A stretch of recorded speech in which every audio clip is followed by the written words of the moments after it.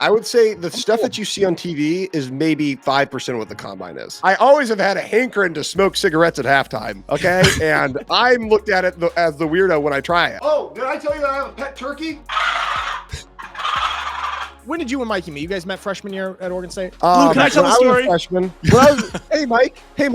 I'm the guest. What were the emotions like just, in your first couple days getting to Green Bay? A lot of tears, mostly. A lot of tears. Who has been the most difficult defensive player that you've gone against? That's easy. It's I stole it and flipped Mikey is a known joke stealer, isn't he? He is. Mikey is the worst. He has stolen every single one of my jokes. Also, I was wondering if I could lead off with a piece of poetry I wrote for this exact occasion. Absolutely. Can I? That'd be great. Yeah. That'd be okay. I just think we should Give set us the a little mood. background on the poem. Set the context so we can clip it. Yeah, what's the inspiration here? So this is a poem that I wrote about losing the love of your life in a fiery accident. And she's gone forever. Let's preface this by this is a call for help in mental health for players who are going through injury and hardship. No, not even close, Mikey. It's about losing the love of your life in a fiery car accident. Well, it has deeper meaning. Go ahead. I mean, that's just stupid. Okay. Or when your best friend comes to Green Bay and he stays with you and you guys have a great, really fun time and then he has to go back to wherever he's from. That sucks too. It's called The Echo of You by Luke Musgrave. Whoa. I wake to an empty, aching day. The sun dares rise, although you've gone away. The air is heavy, my lungs refuse. Breathing feels like a pointless ruse. Your scent still lingers in the sheets, a fading ghost of what was sweet. I clutch my pillow not for rest, but to cradle the hollow inside of my chest. The world moves on as it always will, but time can't touch this void to fill.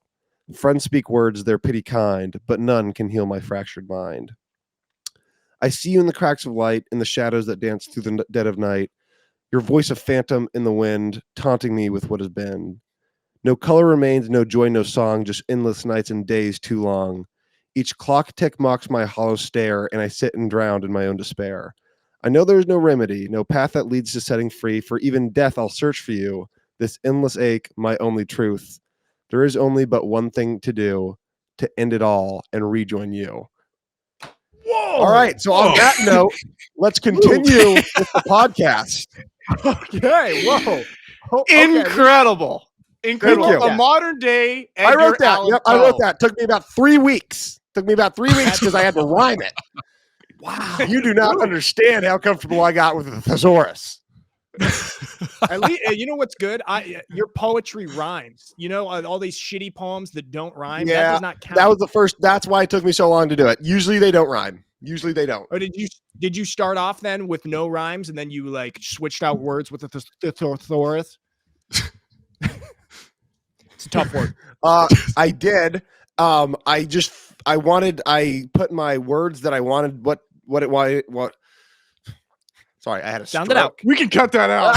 What I wanted it to mean, and then I just thesaurused them. But I had to start bottom up. So I started with end it all and rejoin you, and then I went up. I don't know why. Whoa! So you went back. Wow. What got you into writing poems? Good poems. Mikey, when did we start writing poems? Oh, geez. I think this was during our tenure at Oregon State. When we were kind of scraping for joy and scraping for meaning during the long days of fall camp. And just all these repressed emotions that we had to get out. It was definitely at Oregon State with Mikey. Okay. Luke, what do you think? So when did you and Mikey meet? You guys met freshman year at Oregon State? We met. So here, it's a funny story. Luke, can I tell the story? Freshman, hey, Mike. I'm the guest. Okay. It's my show. So when I was a freshman at Oregon State, we would always walk through the training room to go up to practice, right? And Mikey would always be doing his rehab for the miniature bomb that went off in his knee that one day. And I would always see people talking to him, and I would always ask myself, who is this fat piece of lard that's just sitting in the training room all day? Because he had gotten quite morbid.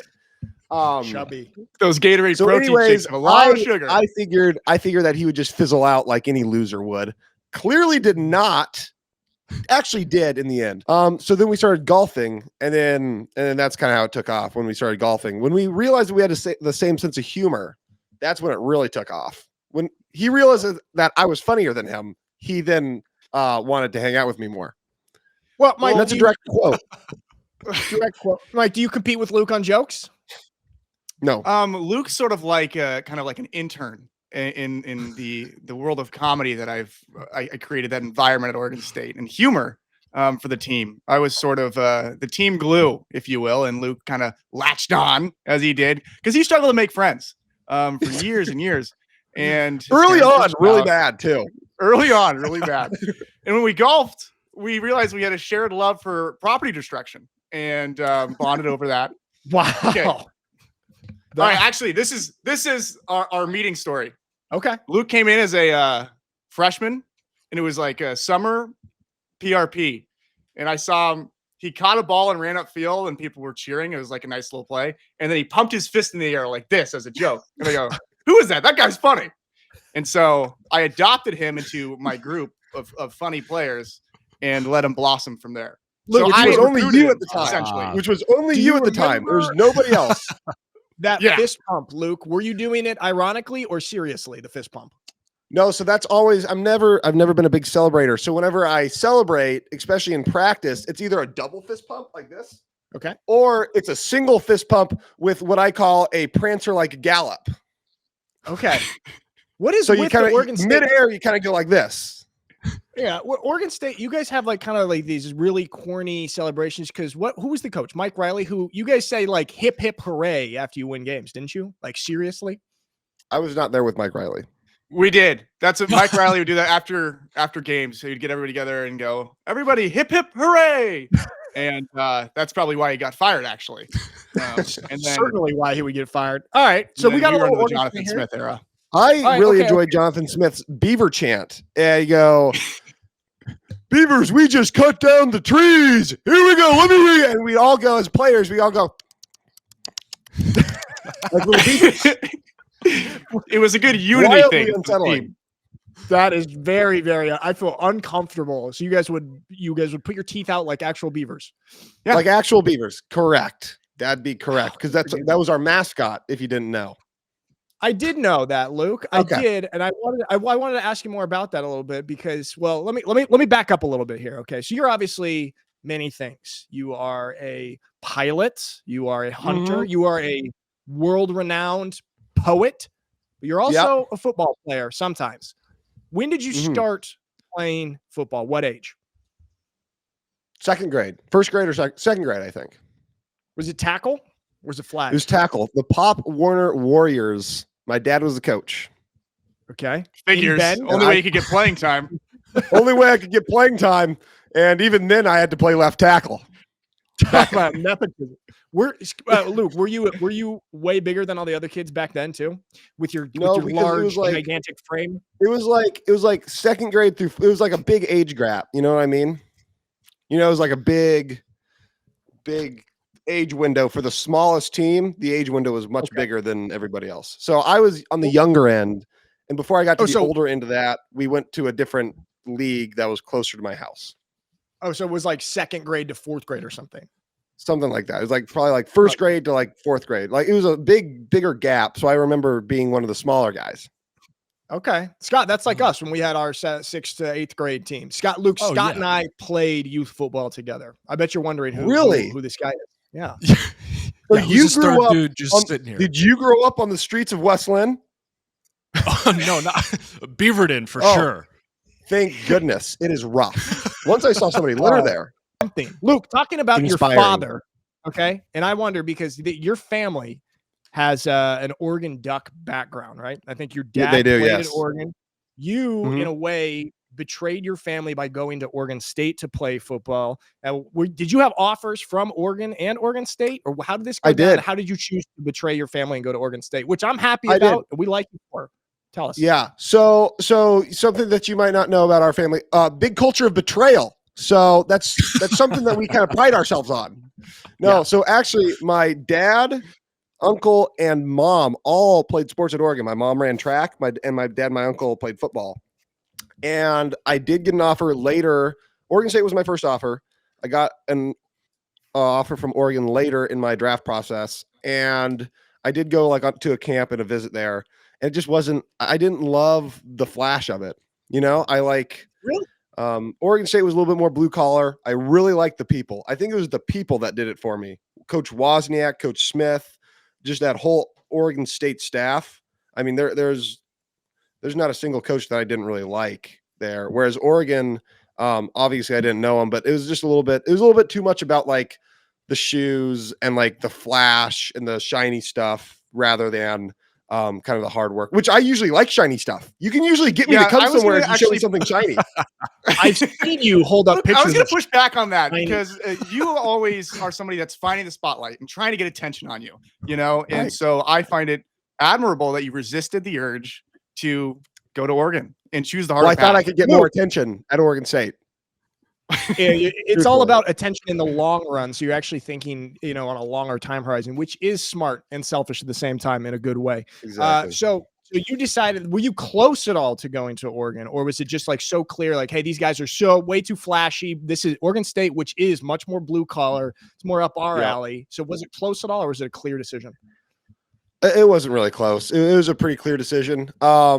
I think the closest one was maybe UCLA, just because I thought that the academics of UCLA would be pretty cool. But again, I ended up going to Oregon State. Just it wasn't really necessarily close. When they lost to Nevada, it got a little close, but it was okay. I was gonna say a lot of players from Oregon, like high school recruits, when they have the Oregon and Oregon State roster, so many of them are just jumping on that flash and going to Oregon and 100%. being a part of all of that. So I regret to say that I admire your decision and your character to go to the less flashy and better school. So don't get used to that. Thank you, Thank you, shortest Alfieri brother. I appreciate it. You know what? You got me there. I'm working on my height. 5'11", 3/4, 6 feet somewhere. He hit his target weight. He just hasn't hit his target height yet. I can see that you hit your target weight. What was your target weight? 250 pounds? We do kilos out here. So if you have any tips on how to grow taller, because you have that really lanky body, like the really long body, do you have any tips? I actually do have a tip. Get a piece of rope and then tie it to your feet and then just hang with your body weight. Stretch you out. That's a beautiful technique. Where did you read that? A medieval torture book? You would be a great medieval torturer. All right, Luke. So back to Oregon State. You're there. You're at Oregon State, and you're having a solid career. Now, you weren't scoring a bunch of touchdowns, right? But you were clearly physically. In what? Oh, how many touchdowns do you have? Don't worry about it. This is a gotcha piece. How many touchdowns you score, Luke? Jerk. But you were very highly touted as a draft prospect because of your physical capabilities and your apparent speed. Mikey, is Luke really that fast? Faster than Mikey, I would say after me, he was probably the second fastest guy on the team, besides Isaiah Dunn. Okay, Luke, talk to me Talk to me about your kind of the draft process and when you started to realize, okay, I'm getting attention from NFL teams. Well, it was a decision of whether to leave or stay my junior year. After my third year, I decided to stay, just because I really liked Oregon State, thought I could get closer to my degree. And I just wanted to spend another year in college, and I thought I could improve my draft stock. Ended up getting hurt. You got pretty close to a degree, didn't you? I'm sorry. Sorry. Keep going. Who's making more money right now, Mike? Who's making more money? I told you I'm doing more with my education. I'm doing more with my education than you're doing with yours. Do you have a dog who has thousands of dollars of medical bills every month? No. I am supporting people. Do you? No, but that could be an explanation. Could be. Okay. So anyways, I got hurt my second game my senior year. Right? Had two pretty good games against Boise and Fresno. Got hurt, ended up having to get surgery. So kind of ended up cutting my senior year short. So from that, I knew I was going to leave that year, and it was just kind of full, just rehab, try to get strong, train for everything. And what was the question? Draft process? It was a stupid question. Yeah. It was a stupid How did you Wait, what was your injury at that point? Sorry. Was that your kidney? No, that was my knee, jackass. Kidney was last year. Yeah. When I almost died. Talk about we'll get to that later. About the kidney. About that. We got to go chronologically, Luke. We're still in college here, and then we'll get to your kidney. Okay, so anyways, draft process, blah, blah, blah, blah, blah. Ended up getting hurt my senior year, so I ended up just training for the draft that year because I knew I was going to leave. Ended up going down to California, and from that, the draft process is fairly similar for most people. I ended up going to the Senior Bowl. That was my first game back. Went to the Senior Bowl in Mobile, Alabama. Mobile. Luke, okay. As if you would know. Have you ever been? Yeah. Didn't think you so. got me. I don't know. He has culture. That's how the Europeans say it. Yeah, Luke, I live in Europe. Okay, it's called culture. Yeah, why don't you stay there too? We'll come visit. Don't come back. All right, don't come back. So went to Mobile, Alabama, did the Senior Bowl. I thought I performed well. A lot of that is just talking to coaches. Like you'll talk to coaches. There's a segment and it's 4 hours a night and it starts at 8. Enough with you, Mikey. Then I went back. I was training in California, went to the draft, did my draft. All that went well, or sorry, not to the draft, the combine, that all went well. And then after that, you go back to Oregon State, just train with Jack Coletto. And then you just wait for draft night. You could have Googled that. How did you feel? How did you feel about how you performed at the combine? Like after that, like what is the combine situation like? Because it feels like when you're watching it, just on TV or whatever, it just feels so sterile and kind of just like. That's an interesting question. That's an interesting question. I would say the stuff that you see on TV is maybe 5% of what the combine is. Okay. The combine really is just for medical. You spend like 3 days doing medical. So physicals, really? MRIs, x-rays, then you get walked around in your underwear to all these team doctors, and they all you sit on a table and they all mess with your knee. So my knee was a big one. Everybody would just feel your knee, see how it felt, see if it felt solid. That's all it is. It's just medical. Whoa! Like so you don't see that. You don't see that as a consumer, but that's the biggest. The field stuff is not. They just do that so you come. They don't really care about the field stuff as much. They just want you there for the medical and the interviews. Did you know that going in, or were you surprised by that? No, they obviously they prepare you very well for it. Your agency does, but all it is medical and interviews. So, wow, and there were some rumors about your psychological exam that kind of raised the red flag. Yeah, there were. So I'm pretty highly medicated now. Sure. Got some yummy happy pills. Packers keep me on a healthy dose of lithium. I got one of those things they stick up your nose, so I'm good now. Lobotomy. There you go, Luke. Yeah, there you go. Lobotomy kit. There we go. Good. Okay, so you had the combine. You walked around in your underwear. They touched you, and they evaluated your body and your abilities.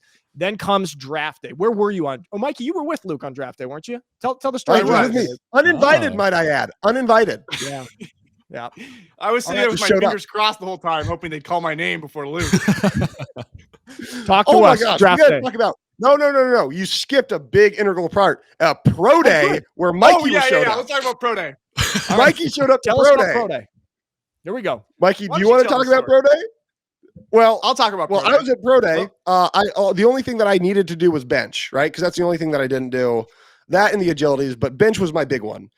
And me and Mikey were there. Horrible for my reputation because me and Mikey were making a mockery of it. Me and Mikey were saying jokes like, "Ooh, so serious. It's as if this is a really big day for a lot of people." I went up to the bench press and I go, "Oh, whoa, no, 225 zzz." 225. See, so you have to get it. The joke is the weight of the bench press. It's max rep. It's 225 pounds, which is 245-pound plates on each side.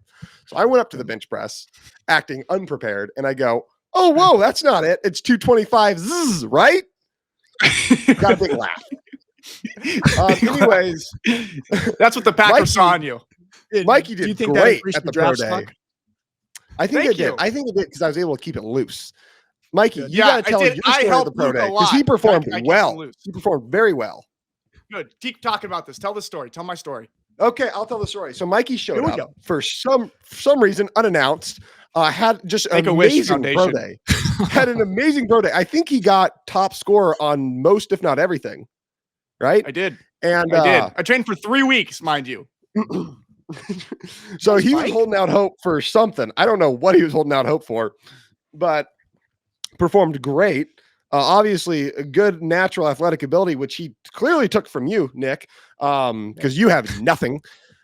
So, anyways, performed great. I think he won everything, and then Oregon State posts all of the scores and just leave Mikey's out. It is so funny. It was the funniest thing.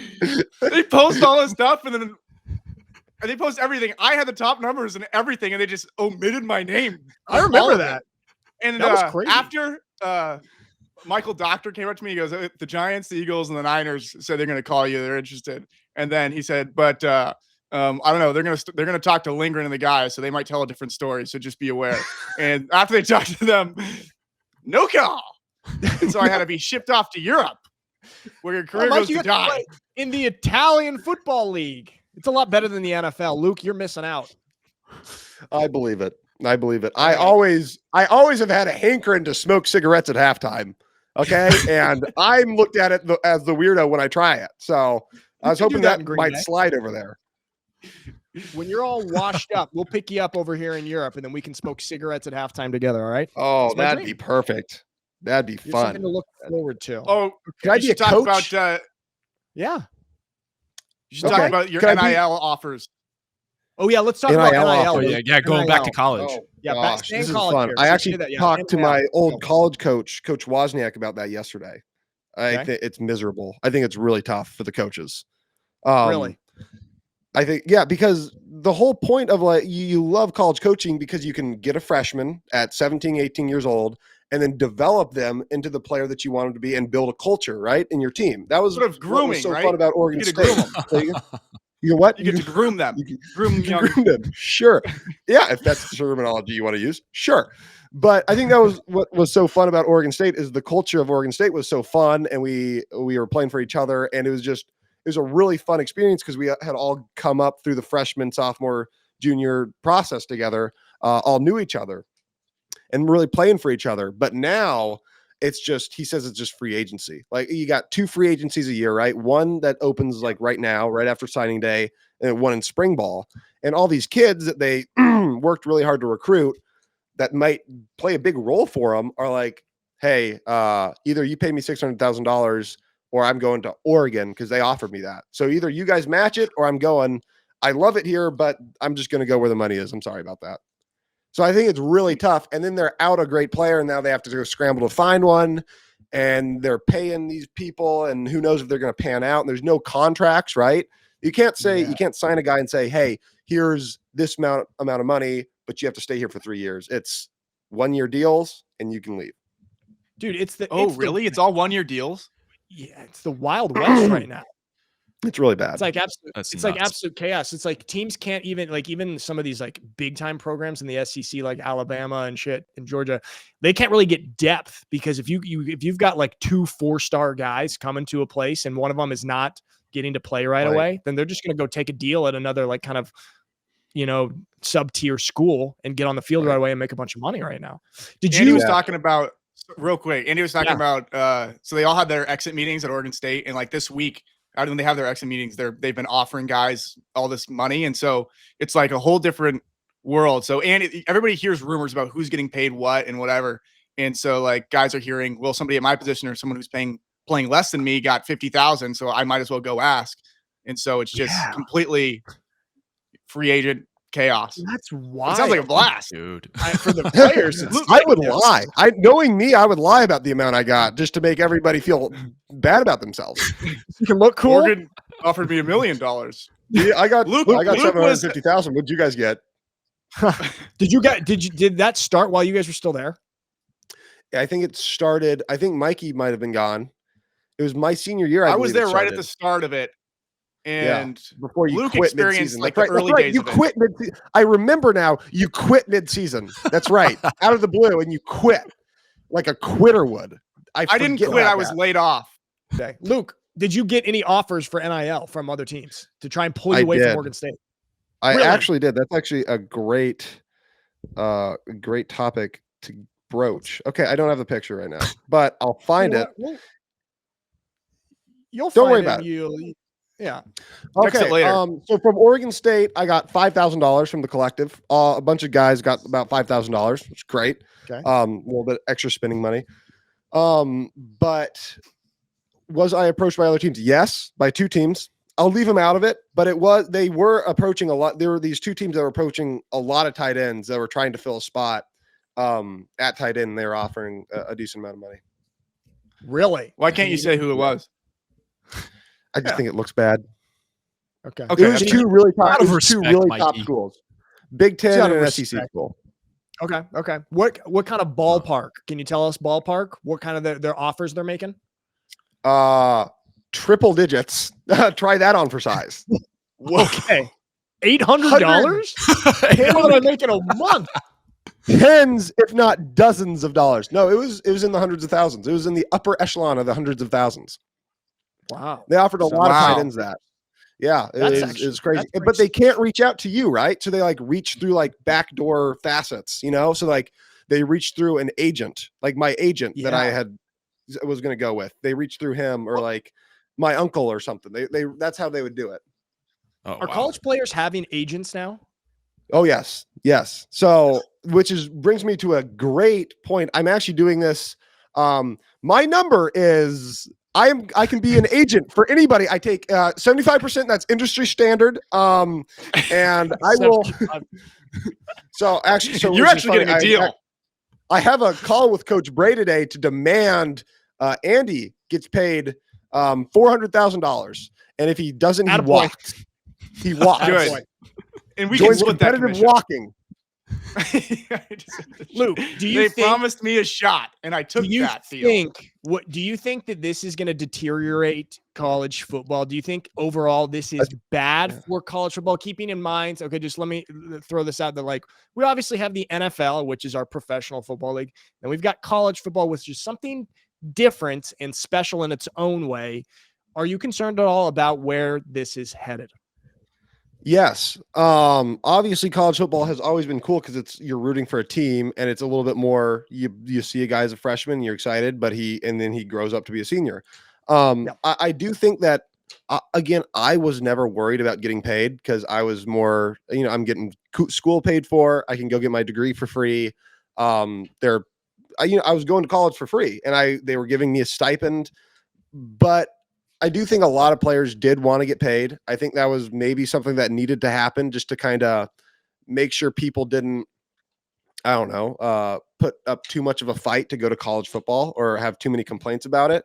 But it needs to be regulated in some way, right? It's just, you can't just give these kids so much money because the Oregons, the Ohio States, the people that just have an unlimited checkbook are going to win every time.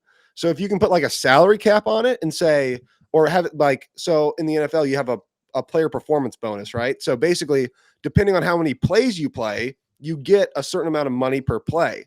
I think that'd be a good way to go about it. Hey, here's what we're going to do. Every team gets this allotted amount.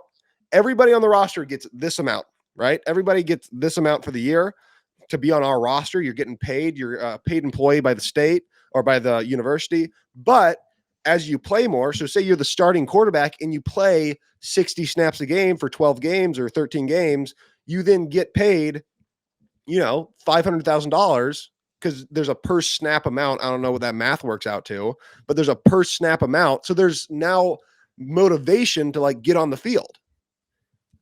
And it's not just rather than this upfront, huge cash amount. You're completely content after that. You have no where's your drive, and then also it just like you take away the incentive, you take away the performance incentive aspect of it.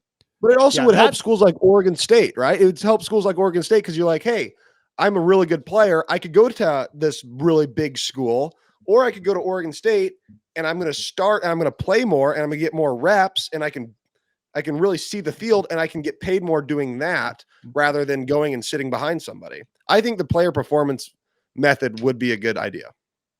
Yeah, and it'll help kids with their decision making too, because they're weighing that real variable in where it's like, what's actually better for my career.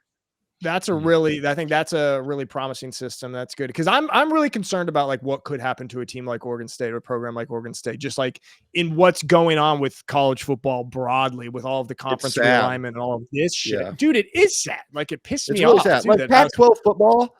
I grew up watching Pac-12 football. It's such a cool brand of football. You know what I mean? Like the Chip Kelly offense, the air raid, it's just kind of the West Coast football is so cool. And now it's just gone. It's kind of nuts to think about too, because like growing up watching Pac-12 football too, you get the idea that Oregon State and everybody else in that league were of a certain level, right? And they could compete financially with everybody else that's in the league. But now you're seeing like people and boosters and everything down in the SEC, they just like belittle everybody else, and the disparity is wild. Exactly. Thanks for that question, Mark. The disparity is really it's huge. Like you see Oregon State, even compared to Oregon in state, it's such a huge difference in money. Oregon State has a very limited amount of money that they can offer, and it's still a good amount. They're still a Power 5 or whatever they're calling it now team, but Oregon just has so much money to give. They really have, I don't know if it's unlimited, but it's pretty close. I mean, it's as close to as unlimited as you get in this situation here. Yeah, they got it. The direction this is heading, there's going to be no more walk-ons. The walk-ons getting eradicated. Oh yeah, because they're going to have to like the amount of money that they have. They have to get rid of these extra spots. So also people like me, which is which honestly might be the only positive. Honestly, might be the only positive because, quite frankly, we would have been a much better team without that cancer in our locker room. Mike, look, you talked about your spreading rumors and causing dissent. Any way to get my name out there? Your cancerous personality in the locker room. Every team needs one. Also, they are, I think, limiting the amount of roster spots on because right now it's like I don't know what it is, but they're dropping the amount. Like now they're going to drop it too. So like the walk-on is going to go extinct. Yeah. It's going to be tough. It's going to totally change college football. I think at some point they're going to have to regulate it, right? They're going to. Okay, so that's kind of a weird, kind of negative, but could be positive if they regulate it thing. Another thing in college football that I want to get your opinion on, the expanded playoff, the 12-team playoff. What are your thoughts on this? Do you like it? Do you think it's too chaotic? Give me your emotions. I just don't like with the NFL, it's like you're in based off of record, right? You beat this team beat this team, you won your division, blah, blah, blah, blah, blah. You're in, this is why, mathematically it makes sense.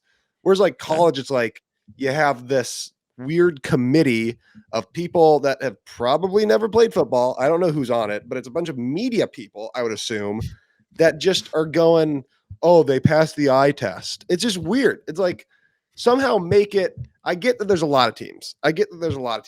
But there's got to be some way of saying that these people are in it, these people aren't. Like the FCS has a big playoff. Yeah. And I don't think it's based off of, I could be wrong, but I don't think it's based off of a media opinion. Whereas maybe the conferences mess it up.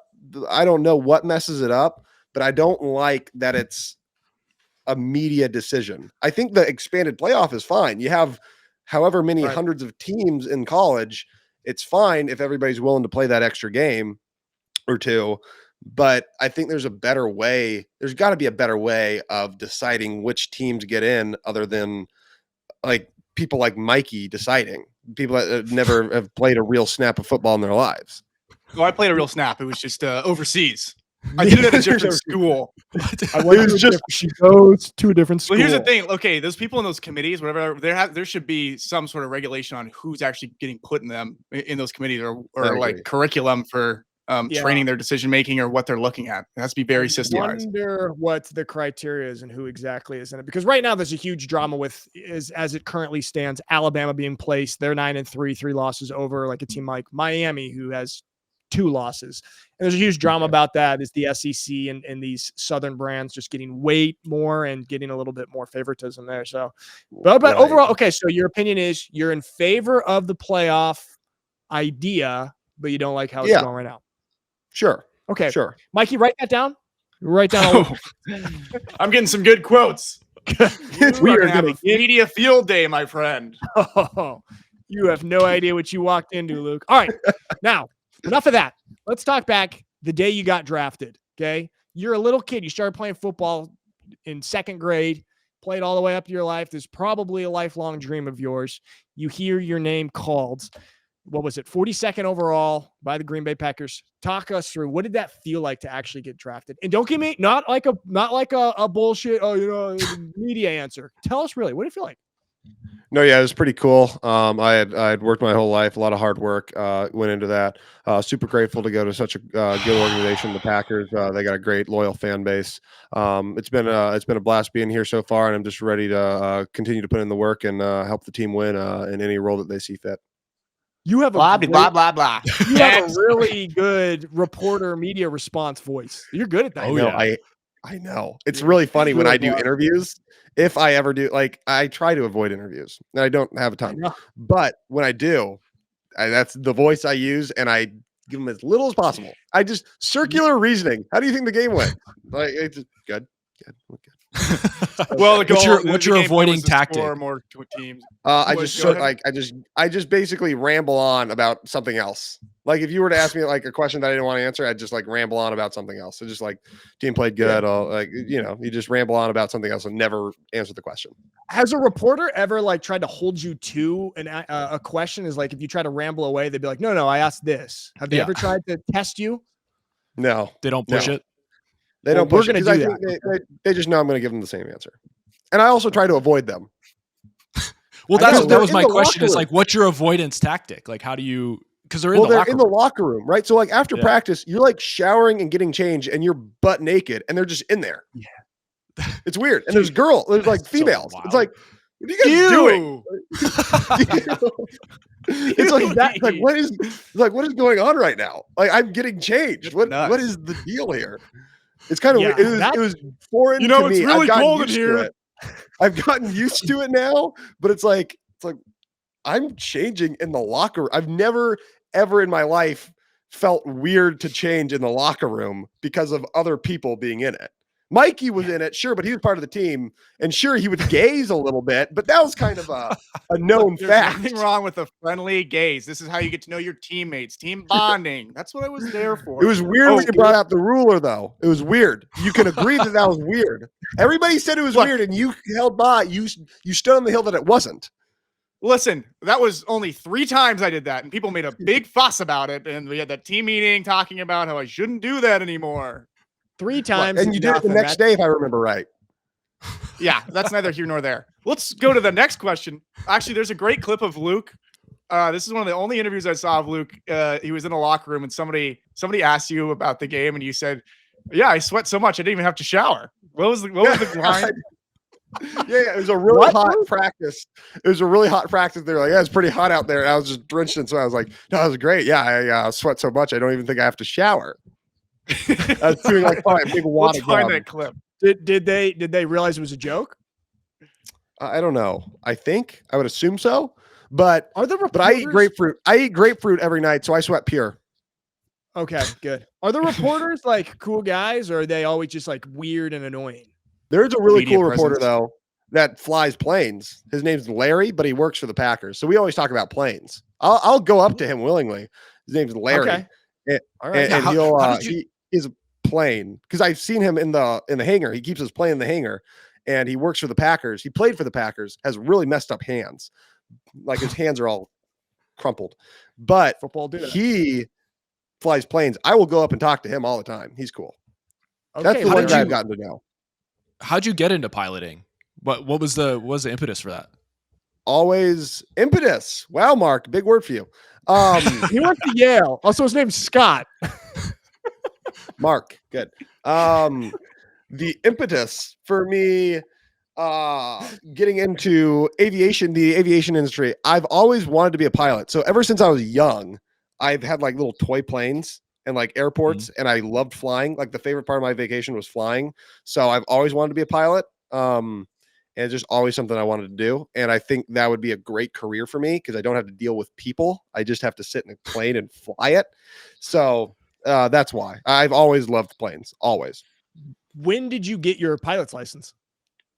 I got my private license last year, around springtime. I can tell you right now. Didn't you complete the training in record time? I completed it really quick because I was flying like every day. So I completed it in like less than about 2 months. I got my check ride in November 2476 X-ray. No, that's check ride prep. Just a second. There's a lot in that diary of yours. Dear diary. Tee-hee-oh diary. Today I flew my plane again. Oh, no. I got it. Yeah. I got it in November 827 Mike Alpha. And I got it 5/11. Last year? May 11th? May 11th of last year. Wow. There you go. Congratulations. And I started. You know what's most impressive about that is that you found a plane that could support your weight. I was going to say, do you have any problems? Do you have problems? Like actually my head hits. If there's turbulence, my head will slam against the roof. That's happened multiple times. Like I'll be going into land and I'll hit like a big like dip. And like I'll like, you'll kind of go weightless, right? Just for a second. And I'll just go and like my head will hit. So like convince me. Like sometimes like my headsets will like come off and like my hat will be over here. So I have to like readjust myself right before landing. You stumble out of the cockpit to the passengers so disheveled. Oh my gosh, I have a concussion. Guys. You walk with. I am deathly terrified of flying. Can you give me a little like reassurance here? Just like you should be. You should be, especially when you have licenses to people like Luke. That's no physicist understands why planes fly, so they could fall out of the sky at any moment. No, you should. What are you scared of flying? Flying is very safe. I know it's safe. It's the crashing that's not safe. Yeah, the turbulence. How about this? Turbulence always freaks me out. You shouldn't be. I mean, so the different air pressures, the feeling of the turbulence, or you're scared that the plane's going to break. I'm scared the plane is going to break because of the turbulence. They won't break. You could. So those big planes, you could almost take those wings and fold them like. You could fold them. That's so bendable. Okay. Yeah, because that's all that gets engineered. I mean, you damn near fold them all the way and touch the tip. I mean, you couldn't really, but they're really solid. And also, so there's no turbulence always will obviously get worse as you're going faster, right? So if it's really that bad, you can just slow down the plane, right? So sometimes if I hit turbulence, there are certain speeds. The pilots know these exact speeds. So like on a Cessna 172, there are arcs on these, and I forget what it was. I haven't flown in a little bit, but there are certain speeds that you can fly in certain turbulence, right? So if it's really turbulent, you can just slow the airplane down and then you're safe, right? So if you're flying in a big jet, if there's known turbulence and they'll just try to avoid it, but they can always chill out a little bit. So they're not flying, they're not going into like this heavy turbulence going in excess of speed that the airplane can't handle. And that'd be hard to do. It'd be hard to break an airplane from turbulence. It's things that you see, like if you hit something on the ground, that's the issue, not turbulence. They're designed to handle turbulence. Yeah. Okay. So they can slow it down if there's actually like too much turbulence. They have the ability to kind of control that. Yeah, but that'd be really hard to reach. Again, it's like if you hit something solid, you have an issue. But turbulence, that's the only thing that's what they're designed to do. So you're pretty good. There's some smart brains on those planes that design. How fast do you fly in a? Oh, go ahead, Scott. I was going to ask. So in your training, is it all prop plane, or did you do any jet flying, or is that like a next step? There's multiple ratings. So basically, as you go through flight school, there's private pilot, instrument, commercial, multi-engine. So I've flown a jet, but I couldn't be the pilot in command, right? So I had to sit right seat, and I couldn't record the time because I'm not rated for that plane. But I was able to fly it and understand it and do it sufficiently. So in an emergency, I could like land a plane like that probably, but it would be really uncomfortable for me and probably the passengers, right? Because I'm just not. So right now, I'm certified to fly in a fixed landing gear, single engine prop plane. I have my high power endorsement, so I can fly over 200 horsepower. Once I get but it has to be a clear day, right? Once I get my instrument rating, which I'm about halfway through, I can then fly in the clouds and above 18,000 feet. Commercial rating just gives you a little bit more. It doesn't really change. And then you can get your multi-engine rating. After that, then I'm planning on going to Oregon and flying jets. So like citations, like little jets. I can then legally fly second seat, right seat in that before I get and record the time. And then to fly that as the first officer or as the captain, you have to go and get a week-long type rating for that exact plane. So for you, echelons. There's tons that. So are you going to pursue all this? Are you going to do all of this and like achieve the highest level you can as a pilot? That's the plan, because that's what I want to do after football. So I'd like to at some point get my airline transport pilot, which is 1,500 hours, and that's basically the highest of the high. You can get big jobs doing with the ATP, but I'd like to fly private mostly. Oof. Do you have any sort of desire to fly like helicopters or anything like that, or strictly planes? Just planes. Helicopters it's kind of funny. There's like the pilots like kind of fall in like two groups. It's like either like the plane guys or the pilot guys, and they don't really cross, I don't think. But yeah, the helicopters, not so much. Helicopters are cool, but I don't think I'd ever want to fly them. Our brother-in-law is a helicopter pilot, and I don't think you and him would get along. Really? Yeah. Why? Just your personality, character, and general things. Okay. No, what plane you've flown?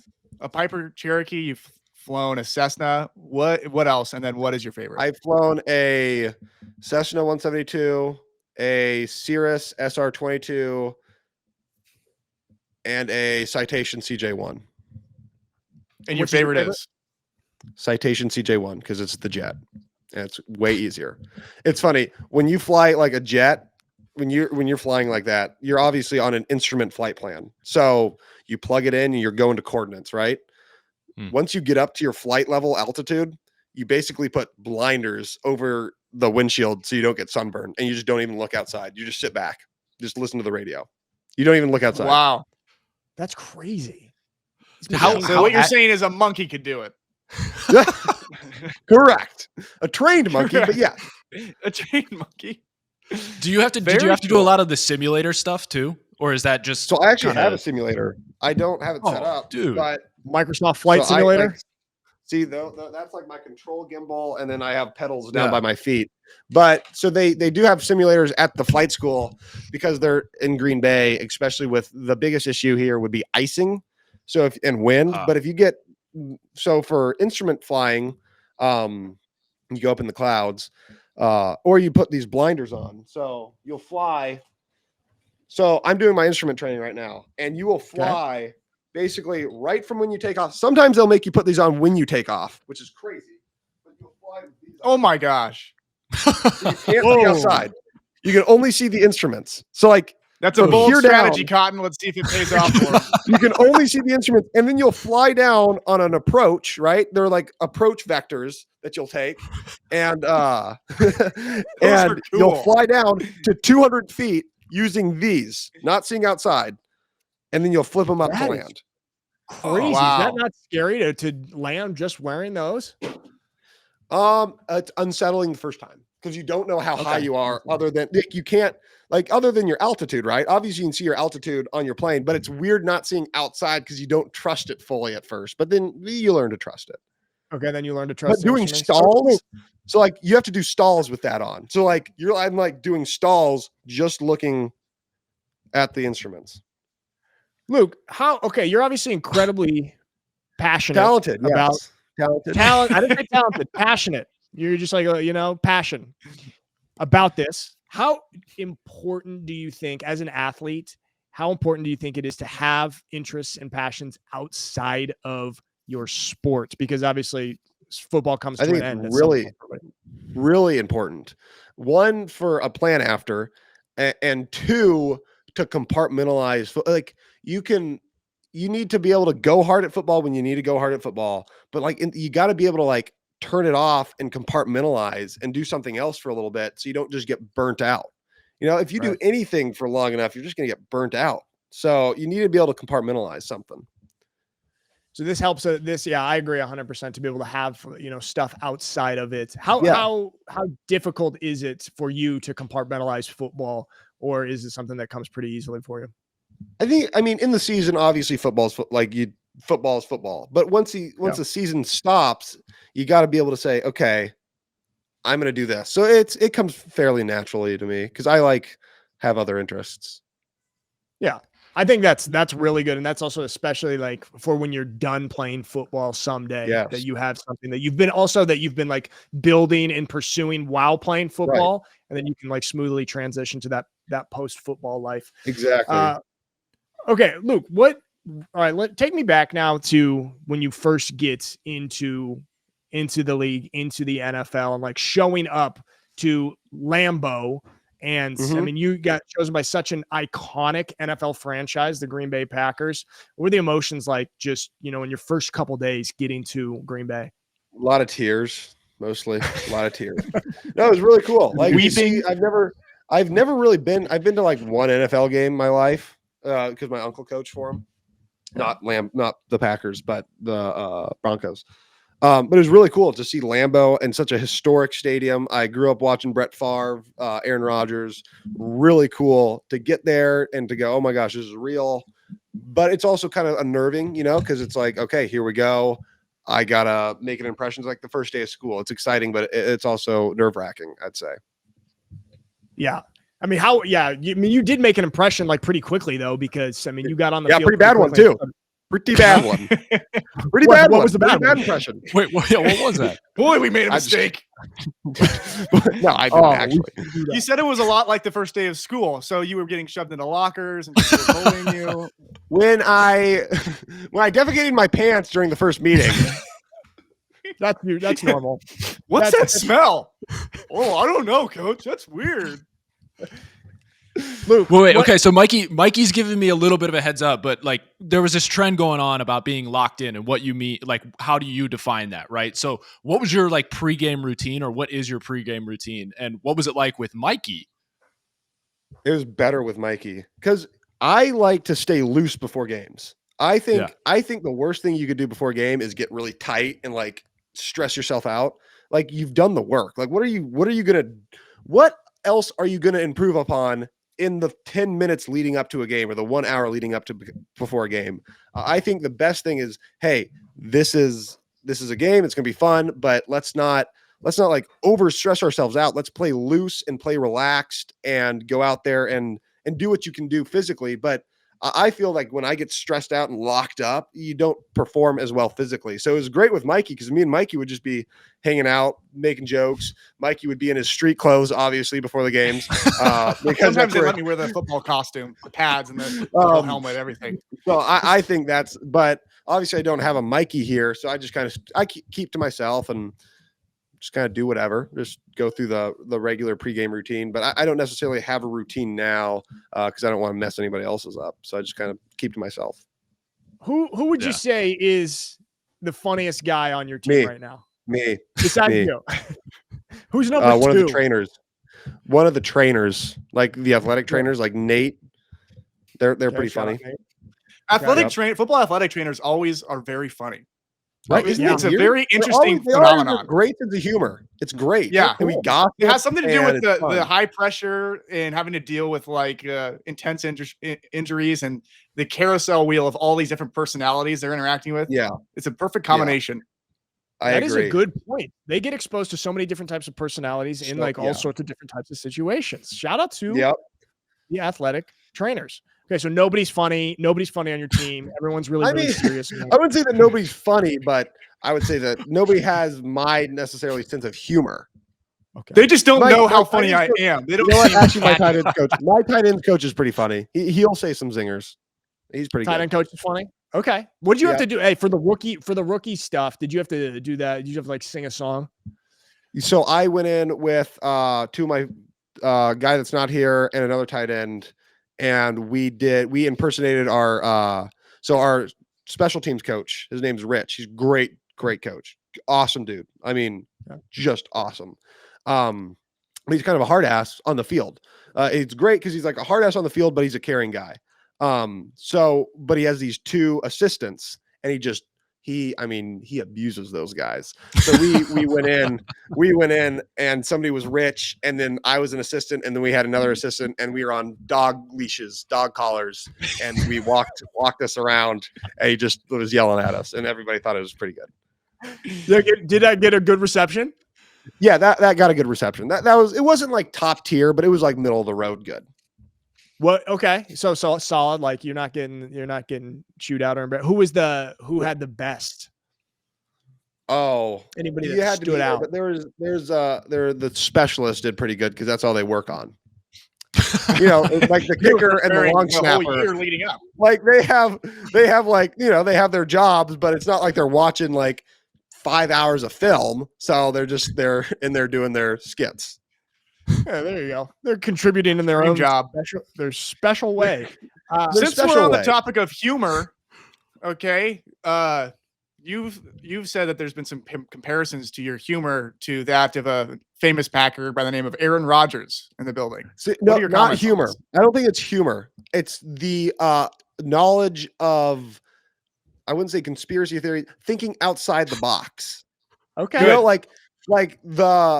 Like simulation, aliens, Fermi paradox, double slit paradox, stuff like that.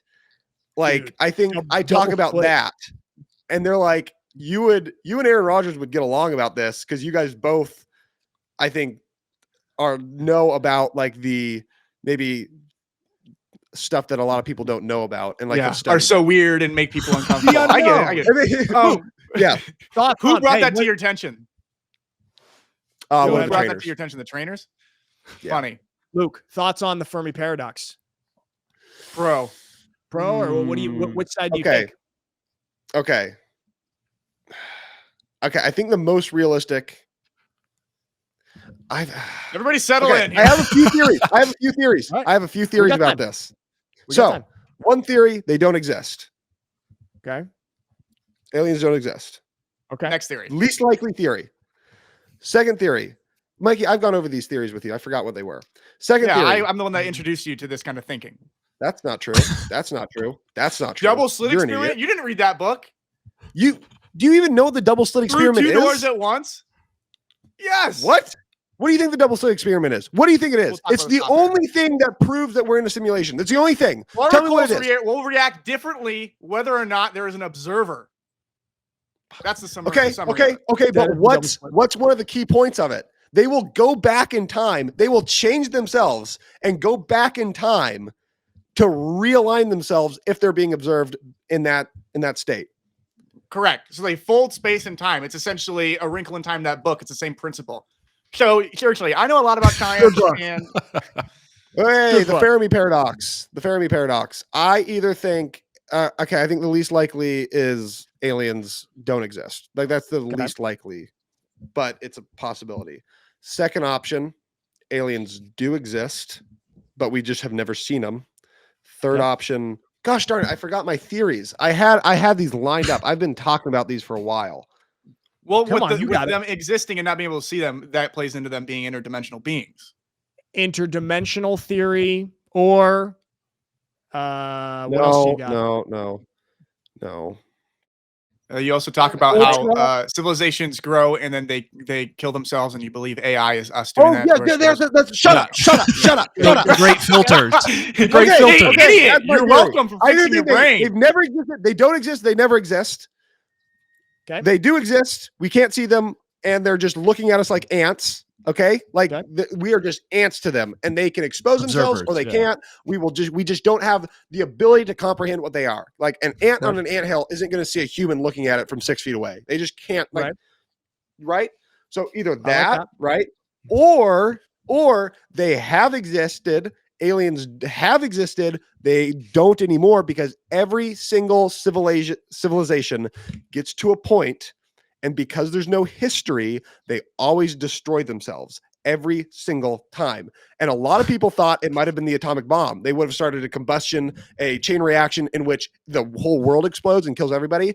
I think that it's artificial intelligence, and every single civilization, it makes the exact same mistake with AI that eradicates them, and they can't do anything about it because it's the natural causation of how it goes, and they can't look back in history of anybody else and see how to fix it. So every civilization in their own hubris kills themselves.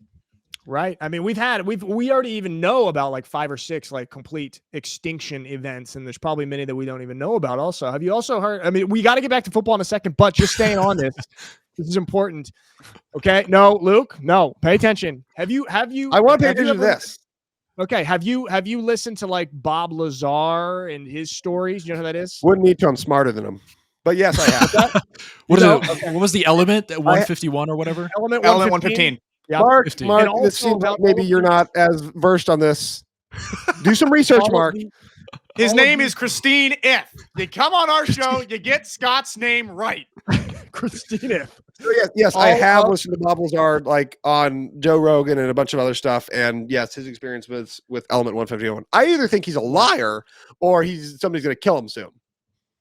Yeah, it could be either way. There's also a bunch of reports of nuclear arsenals being deactivated on military bases, where there'd be sightings above nuclear bases, and the personnel who are in charge of them, they just have these experiences where they just get completely deactivated. And so there's this. Have you heard about this? I've not. This is wild. And the theory there is that, okay, there are aliens and they are actually protecting us from ourselves. And we're getting into these situations with the atomic bomb, because a lot of these sightings started to come after 1945, after we launched the atomic bomb. So this is when a ton of sightings started to come in and all of these experiences happens. And this is another theory. We got to say this for another podcast. It's like Earth is a national park and we're a protected species to them. Yeah. Well, what are your thoughts on this? What if it's us from the future coming back and deactivating it because we know the potentials and the threats? I love that. Well, someone would have had to perfect the flux capacitor, which I haven't cracked, so I don't know who else is going to fix that problem. Okay. Wow. Luke, this is good that you have a lot of interest outside of football, including alien theories and all this. So the more we talk to you, the more we realize football's not a priority in your life. So you really like football, right? Okay, let's juice out a little bit more football from you. Where has been your favorite stadium to play at in the NFL so far? Okay, so I didn't play at this stadium because I had a kidney issue, but I think Lambeau number one. One, we're the home team, so it's better. I think historically Lambeau's great. It's just really cool, everything about it. I think Minnesota's really cool, though. Minnesota is really cool. Really cool stadium. Really like kind of not futuristic, but futuristic-y. I mean, there were fireworks inside the stadium because it's a dome, right? It's a enclosed, and there were fireworks inside, and just kind of the big gong that they hit. Really cool. The skull. It's pretty cool. Okay. Vikings. Okay. What's the worst one that you've been to so far that you don't like? Steelers. I didn't like the grass. No, Brazil was worse. Does that count? Oh, I forgot you guys played in Brazil. What was that? Jamie reffed that game. Jamie was reffing that game. Tell her, great job. We lost. What the hell was she doing? I had 20 grand on that watching the same game. What is she doing out there? Tell her that kid has really affected her reffing career, because we should have won if she was reffing. She's got 2. Kids, she has 2 now. Should have kept the receipt. Tough. Nick, what are you doing? You don't have any. Nick, if I know correctly, you're actually older than Jamie, and yet you don't have any kids. Weird. Luke, here's the thing. I host a podcast that has 300 subscribers on YouTube. Okay, I'm 327. 327 subscribers. Okay. Wow. Okay. Hundreds of views. I stand corrected. Okay, so don't disrespect my media conglomerate empire here. Thank you. Conglomerate. Wow. Yeah, I know a lot of big words. What was I would say like Brazil. In Brazil? So Brazil was there. Not good. Not a fan. Really? Why? What was it like? Well, obviously you got the long plane ride, which was fun. I actually really enjoyed the plane ride because we flew on a Boeing 777 Dreamliner made in 2017. It was a 777 Dreamliner. We had the lay down seats, like the little pods. So like so everybody had their own little pod, and then you could like slide your seat and you could just sleep. It was like a little tiny bed. Good food, like good stuff on the plane. It was a 12-hour plane ride, so you could watch movies, you could do all this stuff. But so it was a long plane ride, right? So you get there and you're kind of tired. And then you have to drive 2 hours to get to the hotel, right? We got there at night. You drive 2 hours to get to the hotel, and we stayed there for like 3 days just because it's such a long, we're not going to go and go. So we stayed there for like 3 days. The hotel was fine. The food was fine, but you couldn't leave the hotel, right? You weren't allowed outside the hotel because of crime, maybe. I don't know. Couldn't leave the hotel. And then the drive to the stadium was like 2.5 hours. So we were on a hot bus for 2.5 hours in brutal traffic. Oh, that's miserable. And then we get there, and the field, for some reason, got painted 10 minutes before we got there. So everybody was just, and Eagles, they painted the end zones black with like the green and white lettering. So we get there, and we were just covered in black paint. You know what I mean? Because it's wet black paint. Your guys' experience was like kind of shitty going down to Brazil. What's your opinion in general of the NFL international games? I mean, obviously the NFL is a huge corporation, and they're so big, and they want to spread internationally, right? They want to make more money. So I think Europe maybe is a great spot for them. I think they're getting good traction there. But it's going to be tough. You're going to have to put a league there at some point. You can't just keep on. I don't think the South America games are maybe there yet. I don't know if you have. It was fine, but yeah, I think Europe is your next move. Europe will definitely be the next move. They'll probably put a league there. Jacksonville, I know, wants to go there, right? So they'll probably put a league there, and then what they'll do is they'll go in like sections. So if you're a team from the US, you'll go to Europe and you'll stay there for maybe 2 or 3 weeks, and you'll play boom, boom, boom, and you'll fly back, and they'll do the same. They'll fly and they'll play boom, boom, boom. But it's going to be tough for them because they're going to have a lot of flights, a lot of long flights. Yeah, that was the thing. But that would be like a competent solution if they want to keep doing this. I mean, they've been doing like the games in London and Germany. Yeah. The Concorde, I don't know if you guys know of the Concorde. It's the Lego that I just made. Obviously it went out of commission. It was inefficient for certain reasons and not great. But there are talks of them bringing back there are works of them bringing back a new supersonic plane, which one of the talks was it would make the NFL travel so much better because it would turn in a 6-hour flight into a 2-hour flight. You know, you could get from New York to LA in like 1 hour. Because the reason that they discontinued it was just the economics of it, right? Like it wasn't financially viable. It was too expensive, too loud. It was hard to maneuver, but there are talks of them. They definitely are working on a new supersonic commercial airliner, and that might maybe change the game. Look at you. You're really push for that. Any sort of minimization of travel time will help a lot with injuries over the course of a season. Luke, you're like a giddy little boy mixing football and aviation right here with this possibility. How exciting for a guy like you. I know. It'd be really. I wouldn't mind flying a few times on a Concorde. It'd be pretty cool. You could touch the window because of the air friction. You would touch the window on a Concorde. It'd be hot to the touch. That's incredible. Oh, because of I hope that'd be really, really awesome. All right. Okay. Back to like on the field football. Who has been the kind of best or most difficult defensive player that you've gone against so far in your long NFL career? That's easy. It's the guy for the Raiders, Max Crosby. Scary. Real good. Real strong. Real unpredictable. Dude. Yeah. How was he? What was that like? Well, okay. When you're that good at the end, right? Everybody, when you play football, the defense has a trend. Like everybody has a gap responsibility. You kind of understand, okay, if this guy's going to slant, whatever. Like there's a feel to it.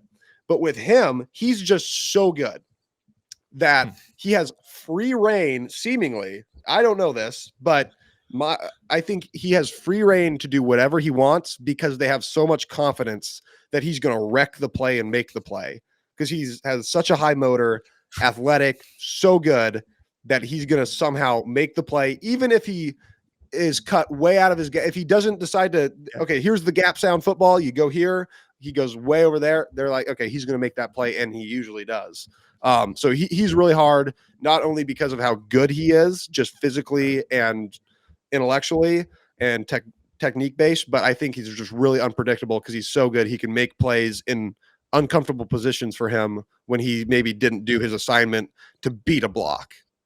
Oh, that is an interesting attribute to have as a defensive player, is just being so unpredictable that you can't like get any sort of gauge on him. Was he especially strong or especially quick? Yeah, he's a lanky dude. Guys are strong and quick, but he's a really lanky dude, powerful dude. He's pretty good. He was pretty. Is he talking shit? Yeah, not that I know of. Here's the thing.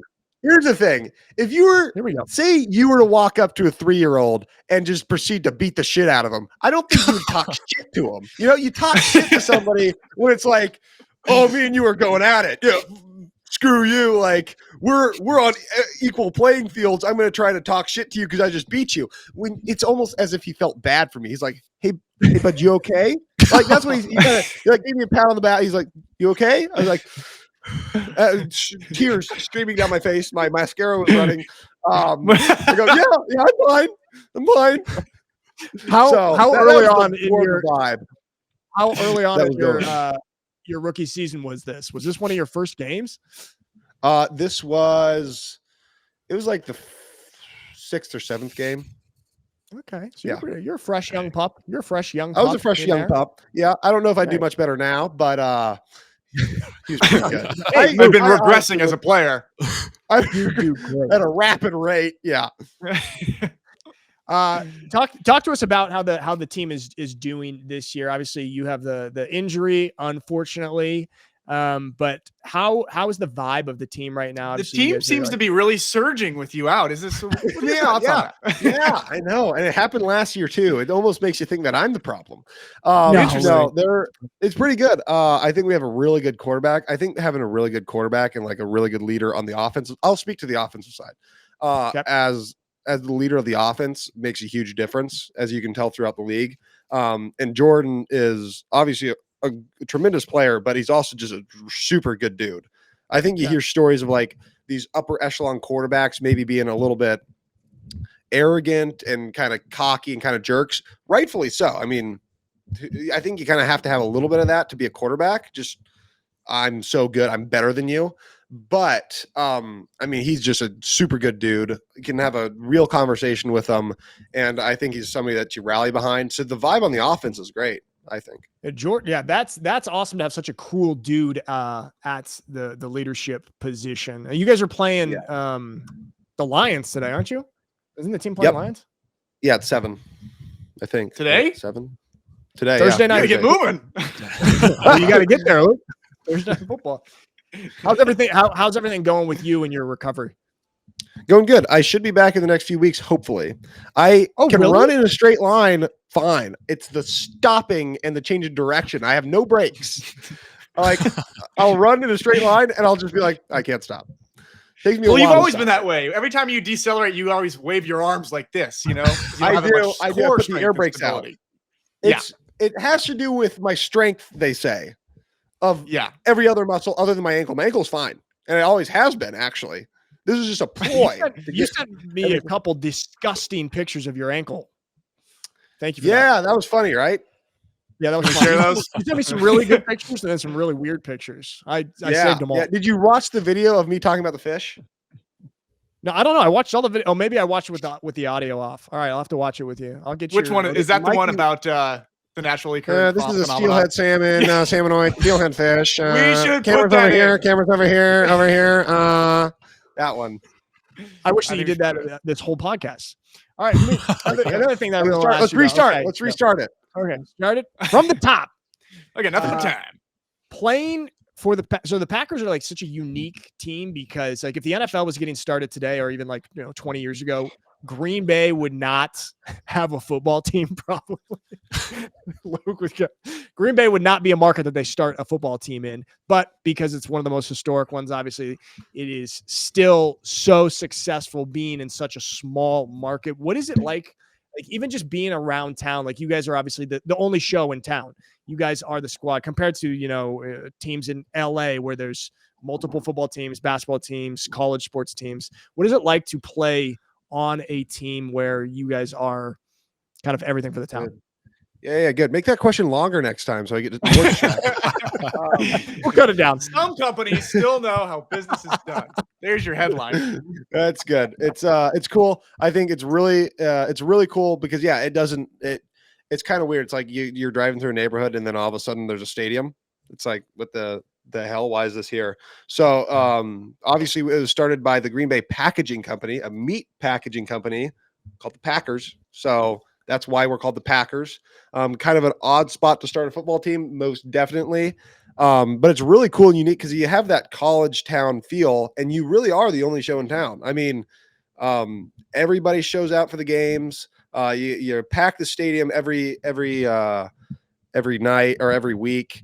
And it's really cool because you do get that small town, almost college Corvallis-y feel, but everybody knows who you are and you're just in a small town. So it works great for me because that's just what I know. I'm more familiar with a small town. So it worked out great. I really like it.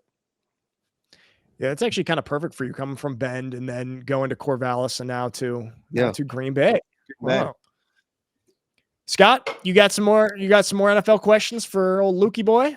No, I really wanted to go into, you were talking about interests outside of football. Like what beyond piloting? Hunting and fishing and flying. Hunting, fishing, and flying.